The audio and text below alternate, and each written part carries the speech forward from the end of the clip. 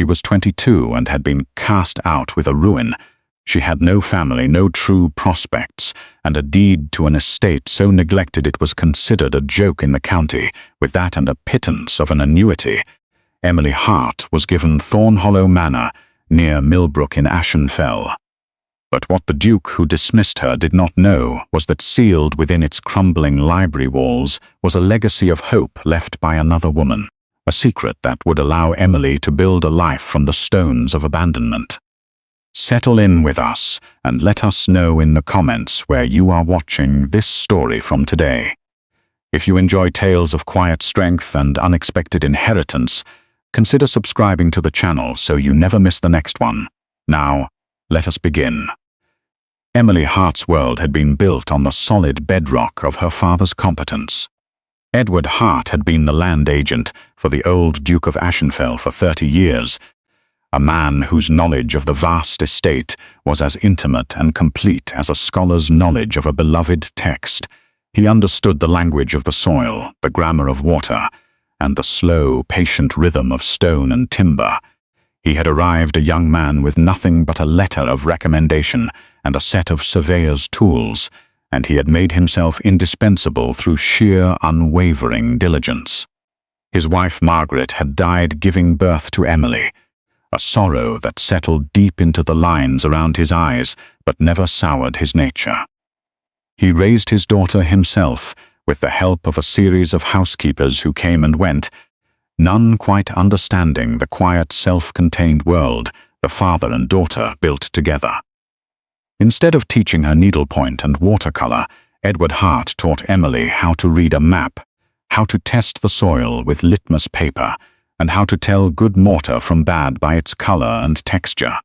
She walked the fields with him from the time she was old enough to keep up, her small hand in his, listening as he explained the principles of crop rotation, the necessity of ditching and draining the low-lying pastures, and the art of managing woodlands for a sustainable yield of timber. He spoke of the land not as a commodity, but as a living thing that required respect and understanding. "You listen to it, Emily," he would say, tapping the earth with the heel of his boot. "It will tell you what it needs." He gave her lessons in bookkeeping at the heavy oak desk in his office, the air thick with the scent of ink and drying paper. She learned to rule ledgers, to calculate yields, and to understand the intricate web of tenancies, rents and obligations that held the estate together. He treated her not as a girl to be sheltered, but as an apprentice to be trained. His greatest gift to her on her 16th birthday was not a piece of jewelry, but a pocket compass, its case of heavy polished brass, its needle a sliver of magnetized blue steel that danced with restless precision before settling on true north. It was a navigator's instrument, a tool for finding one's way when all landmarks were lost. It was his way of telling her that he trusted her to find her own direction. When Edward Hart died suddenly of a lung fever in the damp winter of her 22nd year, the world Emily had known collapsed. The old Duke had passed 2 years before, and the title had gone to a distant cousin from London, who viewed the Ashenfell estate as little more than a source of revenue and a place for occasional shooting parties. This new Duke had no sentimental attachment to the people who served it. He saw Edward Hart's death as an administrative inconvenience, and his daughter's as a loose end. Emily was an unmarried woman with no family to take her in, a lingering reminder of an older, more personal way of running things, one that the new Duke and his modern sensibilities found inefficient and untidy. The end of her life at the ducal estate came not with a shout, but with the dry rustle of paper. A week after her father was buried in the small churchyard of St. Giles, a letter arrived summoning her to the estate office. It was no longer her father's office, filled with the familiar scent of his pipe tobacco and the comfortable clutter of his work. It had been cleared out, painted a sterile cream color, and now housed the Duke's solicitor, a Mr. Wren, a thin, pale man from London with spectacles that seemed to magnify his lack of feeling. He did not rise when she entered. He gestured to a hard-backed chair opposite his desk, a vast expanse of polished mahogany that separated them like a courtroom bench. He spoke in a monotone, his words precise and devoid of any warmth. He offered the Duke's condolences on her father's passing, a perfunctory phrase that sounded as if it had been memorized from a book of etiquette. Then he came to the matter at hand. His Grace, the Duke, Mr. Wren, began, is mindful of your father's long service. He is also mindful of your delicate position. He slid a sheaf of documents across the desk. As you know, the cottage you occupy is tied to the position of land agent. As that position is now vacant and will be filled by a new appointee with his own family, it is necessary for you to vacate the premises. Emily said nothing. She had known this was coming. She simply watched him, her hands folded in her lap, her expression calm. Her stillness seemed to unnerve him slightly. However, he continued, clearing his throat. His Grace does not wish to see. You turned out with nothing. He has instructed me to make a provision, a gesture of his esteem for your late father. He pushed the documents closer to her. This is a deed of gift. His Grace is deeding to you in perpetuity the property known as Thornhollow Manor, along with its remaining 300 acres. He paused, as if expecting a show of gratitude. Thornhollow, the name was a joke in the district. It was a small manor house, miles from anywhere, left to rot for decades. The last tenant farmer had abandoned it 11 years before, defeated by the leaking roof, the flooded fields, and the sheer overwhelming damp. It was considered worthless. A drain on the estate's books, giving it to her, was an act of public generosity that was, in private reality, a clever way of saddling her with a liability. Furthermore, Mr. Wren added, His Grace has settled upon you a small annuity to be paid quarterly. It was just enough money to keep her from destitution, but not nearly enough to live on, let alone repair a ruin. It was a dismissal dressed up as charity. Emily picked up the pen. She read the document with the same careful attention her father had taught her to apply to any contract. She noted the clauses, the boundaries of the land clearly marked on the attached map, the finality of the transfer. It was an ejection, but it was also a title, a place of her own. She signed her name, Emily Louise Hart, in a clear, steady hand. She took the heavy iron key that Mr. Wren pushed across the desk. "Thank you," she said, her voice even. "Please convey my gratitude to His Grace." She stood, gave a slight nod, and walked out of the office, leaving Mr. Wren staring after her, a flicker of disbelief in his cold eyes. He had expected tears or pleas. He had not expected dignity. The journey to Thornhollow was a walk of 3 miles, but it felt like a passage to another country. Emily did not hire a cart. The cost was a luxury she could not afford, and more than that, she felt a quiet insistence on making this transition under her own power. She loaded her life into a small 2-wheeled handcart she had found in her father's shed. It was not a great deal to move. There was a small trunk containing her mother's few dresses and her own, a box of her father's books on agriculture and surveying, a sack of kitchen essentials, flour, salt, tea, and her bedding wrapped tightly in oilcloth. On top, nestled in a blanket, was the wooden box that held her father's tools, his measuring chain, his plumb bob, his drafting instruments, and the brass-cased compass. She set out at dawn, the Ashenfell sky a uniform sheet of pearl grey. The air was cool and smelled of wet leaves and the faint, ever-present trace of coal smoke from distant cottages. The first mile of her journey was through the manicured heart of the ducal estate. The lane was well maintained, the hedges neatly trimmed, the great oaks standing like sentinels in the rolling parkland. Here every view was composed, every tree and stone wall a testament to generations of careful management. It was the world her father had tended, and leaving it felt like a physical ache. But as she passed the west gate and turned onto the public road leading toward Millbrook, the landscape began to change. The lane narrowed, and the surface degraded to rutted earth. The hedgerows grew wild and tangled with bramble. This was land that was not so carefully curated, land that belonged to tenant farmers or smaller freeholders. She pulled the cart steadily, the iron-rimmed wheels grinding over stones. Her arms and back began to ache with the unfamiliar strain, but she found a rhythm in the work, a grim satisfaction in the forward motion. She was not fleeing. She was advancing toward something. With her father's trained eye, she observed everything. She saw fields where the drainage was failing, water pooling in the low spots, a sign of clogged culverts or neglected ditches. She saw fences mended with wire and hope, and gates that sagged on their posts. She noted the change in the soil from the rich loam of the Duke's home farm to a heavier, wetter clay as she drew nearer to Thornhollow. She knew from studying her father's maps that this land was historically marshy, tamed only by a complex system of medieval drainage channels that required constant maintenance.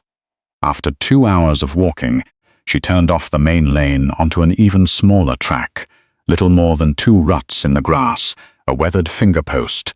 Its letters, almost erased by years of wind and rain, pointed the way, Thornhollow Manor. The air here felt different, stiller and heavier. The trees, mostly alder and willow that thrived in damp ground, crowded closer to the path. A profound silence settled, broken only by the cawing of a distant crow and the squeak of the cart's axle. The final approach was up a gentle rise, and as she crested it, she saw the house for the first time. It sat low against the grey sky, a long, dark shape of stone and slate flanked by skeletal trees. It was not grand, but it had a stubborn, defiant solidity. It looked less like a home and more like a geological feature, something that had grown out of the earth and was slowly being reclaimed by it. Emily stopped, breathing heavily. She set down the handles of the cart, her knuckles white. She was cold, tired, and utterly alone. She drew the compass from her pocket. The blue needle trembled, then settled, pointing north. She had her bearings. She picked up the handles and walked toward the gate. The gates of Thornhollow Manor were wrought iron, their delicate scrollwork choked with rust and ivy. One of them had fallen from its upper hinge and leaned drunkenly against the stone pillar, leaving a gap just wide enough for her and the handcart to pass through. The driveway beyond was a ghost, its original gravel surface almost entirely consumed by a mat of weeds, moss, and determined saplings. As Emily made her way toward the house, her boots sinking into the soft, damp earth, the scale of the neglect became starkly apparent. The house was built of a local grey sandstone that had weathered to a patchwork of dark, almost black stains where the damp had settled in, and lighter patches of silver-green lichen. It was a long, 2-story structure with stone mullion windows and tall, ornate chimney stacks. Many of the leaded glass panes in the windows were broken, the empty spaces stuffed with yellowed newspapers or rags, giving the facade the look of a blind and battered face.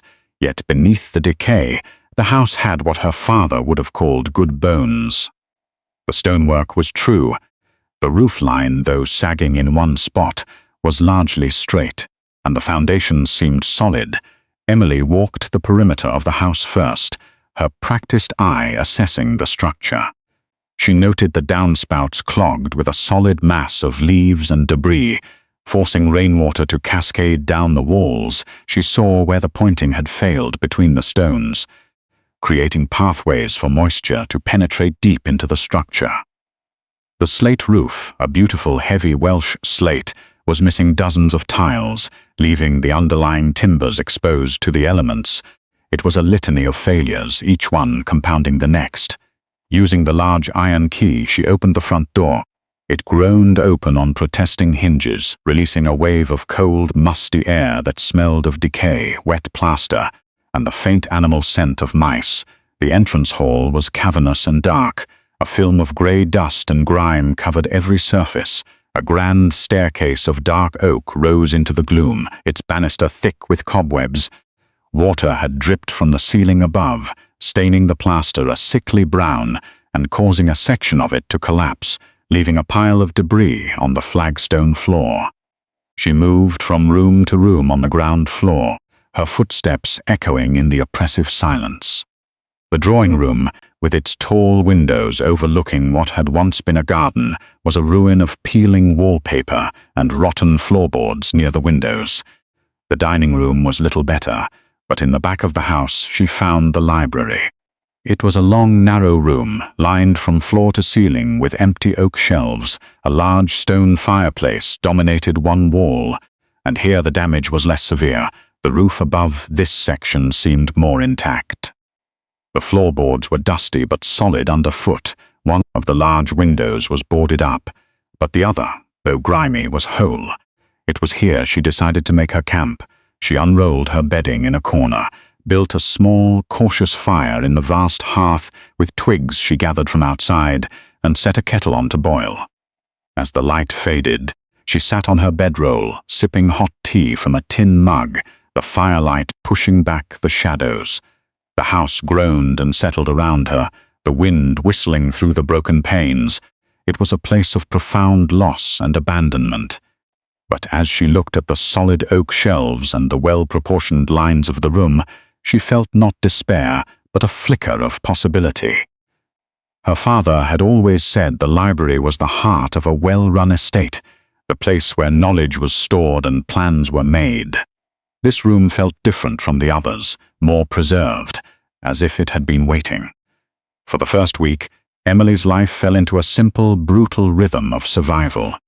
She spent her days making the library habitable and her nights huddled by the fire, listening to the unfamiliar sounds of the old house.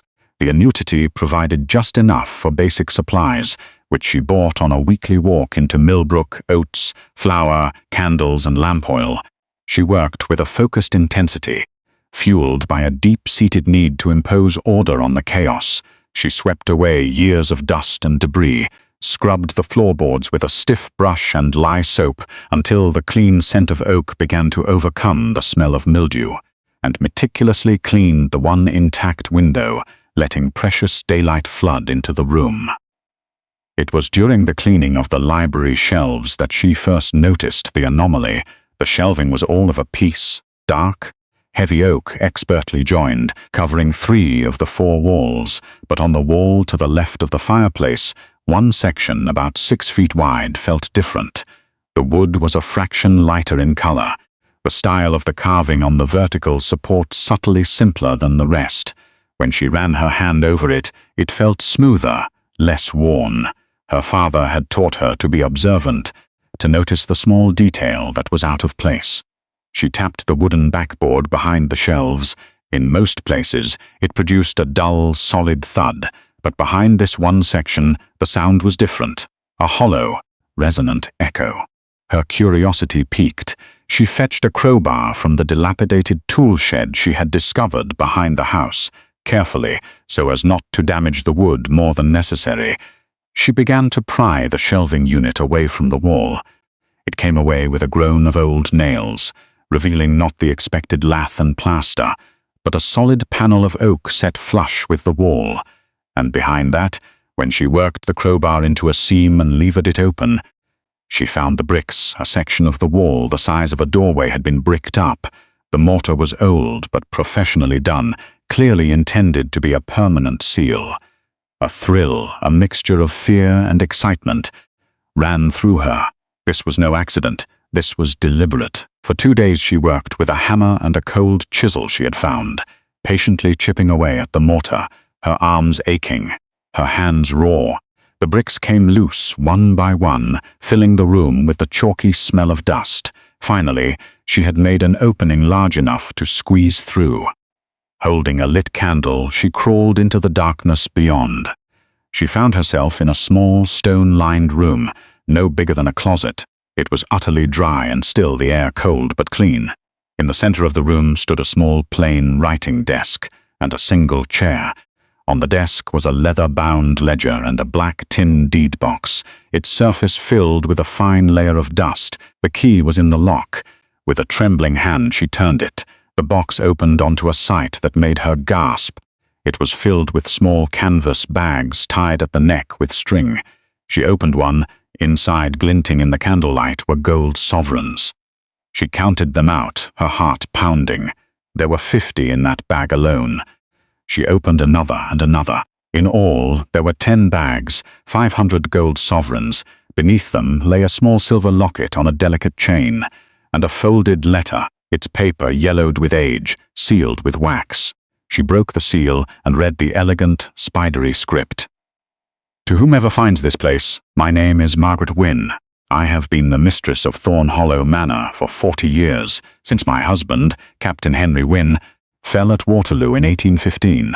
I have no children, and my husband's family are vultures who would see me penniless. For 20 years I have managed this estate alone and saved what I could, hiding it from their greedy eyes. This room was my husband's study. I have sealed it to protect what is rightfully mine, and now rightfully yours. There are 500 sovereigns here, and the estate ledger from my time.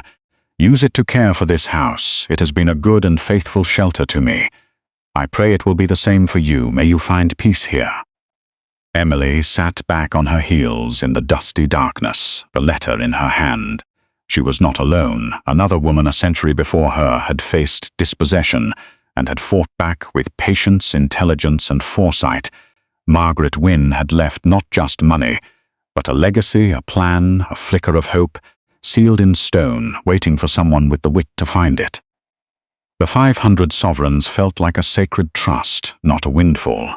If a story like this is speaking to you, this quiet kind of resilience, take a moment now to hit that subscribe button and turn on notifications. It genuinely helps this channel keep telling these stories, and it means a great deal to us. Now back to Emily. Emily knew that the sum, while substantial, could be squandered quickly on foolish things. Margaret Wynne's letter had given her a purpose, to care for the house, and her father had given her the knowledge to do so wisely. She did not rush into Millbrook and announce her fortune. She continued her modest life, but now she had resources to draw upon. Her first priority was the roof. A house, her father always said, is only as good as the roof that keeps it dry. She walked into town and sought out Mr. Samuel Croft, a stonemason and slater who had recently retired, but was known throughout the county for his skill. He was a man in his late 60s, with hands like gnarled oak roots and eyes that had seen a lifetime of weather.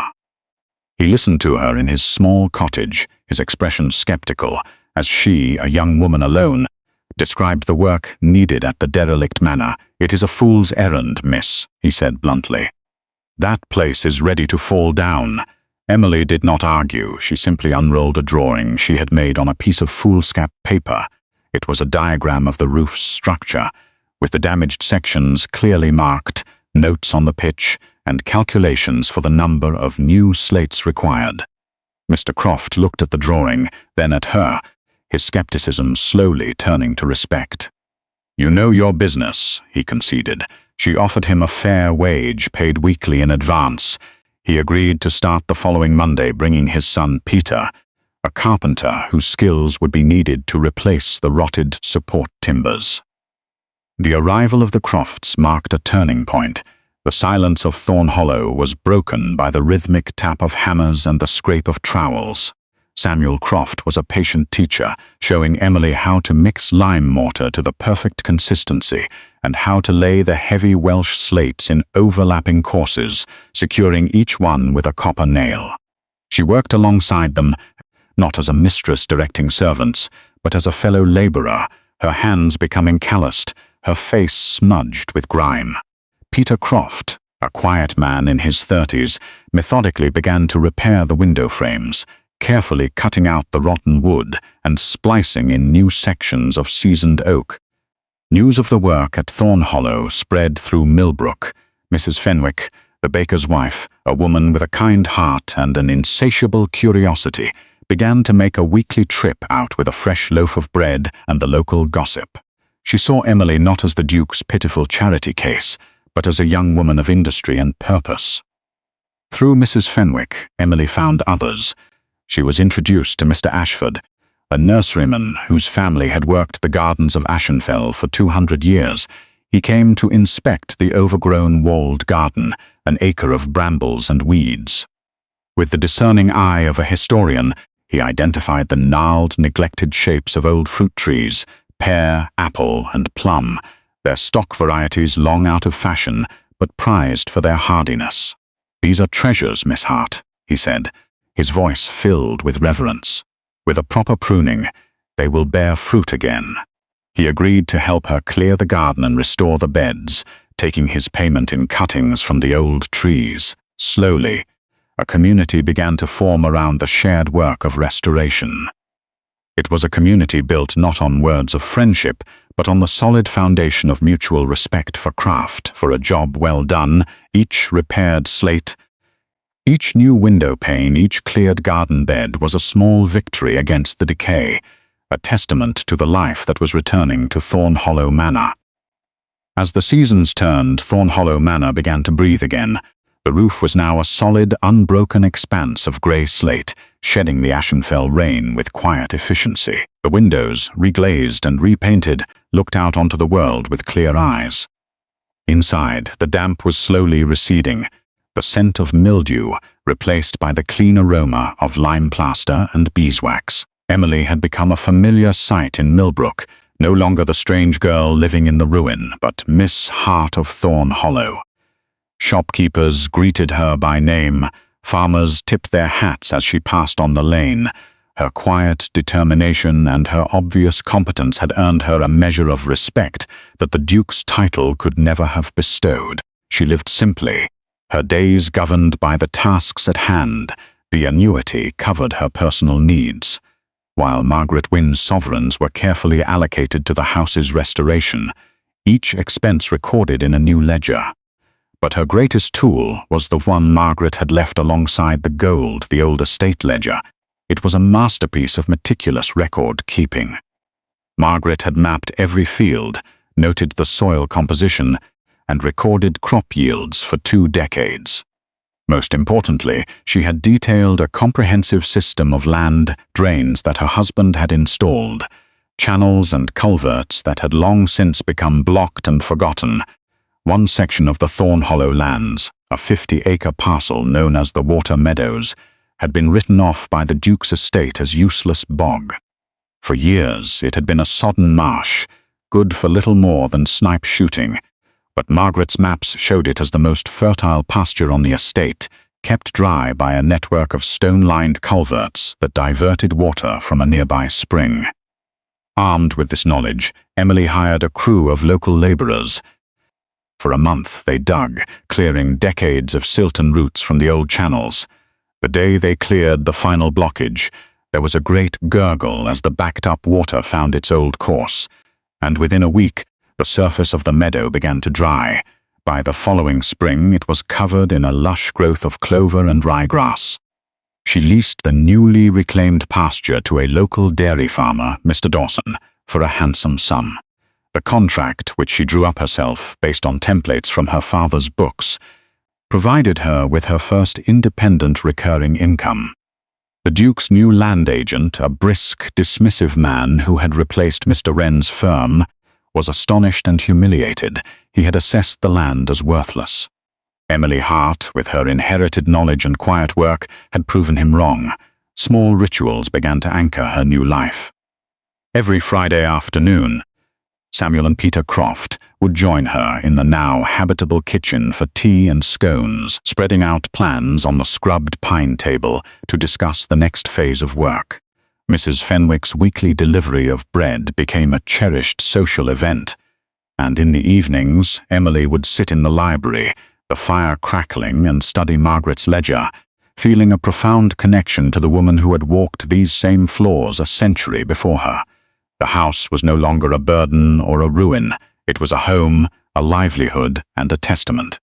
One crisp October evening, with the scent of wood smoke hanging in the air, Emily sat in the restored library, a fire of well-seasoned oak, harvested from a fallen tree on her own land, burned brightly in the hearth, its flames reflecting in the polished floorboards. The room was complete. The shelves were filled with her father's books, and a few she had purchased herself in Millbrook. The walls were a warm, creamy lime wash, and thick wool curtains which she had sewn herself were drawn against the night. The space was no longer a cold, dusty shell. It was warm, alive, and filled with a deep, resonant peace. She stood and walked to the mantelpiece, a heavy beam of oak that Peter Croft had salvaged from a collapsed barn on one end of the mantel. She placed her father's brass compass. Its polished surface gleamed in the firelight, the needle securely at rest. It was the tool that had taught her to find her way, a symbol of her father's practical love and his faith in her ability to navigate the world. From a small wooden box on the desk, she took Margaret Wynne's silver locket. It was simple, unadorned, and cool to the touch. She had never opened it, feeling that its contents were a private memory belonging to its original owner. She placed the locket on the other end of the mantelpiece. The two objects, one of brass, one of silver, sat in quiet companionship. They represented the two people who had secured her future, her father, Edward Hart, whom she had loved and lost, and Margaret Wynne, a stranger she would never know, but to whom she owed an unpayable debt. They were her true inheritance. She thought of the Duke in his London townhouse, who had likely never given Thornhollow or its inconvenient inhabitant a second thought after signing the deed. He had meant to cast her off, to consign her to a life of genteel poverty in a crumbling prison of stone. He had given her what he believed to be worthless, a final dismissive gesture to close an old account. He could never have imagined that, in his carelessness, he had given her everything: a home, a purpose, a community, and a connection to a past that nourished her present. He had intended to give her an ending, but he had given her a beginning.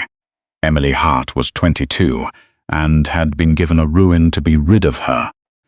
The Duke thought he was giving her a grave, a place where her prospects would go to die. He was wrong. He had given her the keys to her own life. She had found value where others saw only decay, and strength where they had expected weakness. The story of Thornhollow is a reminder that the things we inherit, be they land, objects, or the quiet lessons of a loved one, hold a power that is not always visible on the surface. We hope her story has brought you a measure of peace today. If you enjoyed it, please consider sharing it with someone who might find it meaningful. And if you have not already, subscribe to the channel and leave a comment telling us which part of Emily's journey stayed with you the most. It helps more than you know, and it helps us keep bringing you stories like this one. And we leave you with this thought: what overlooked or forgotten thing in your own life might hold the key to a new beginning?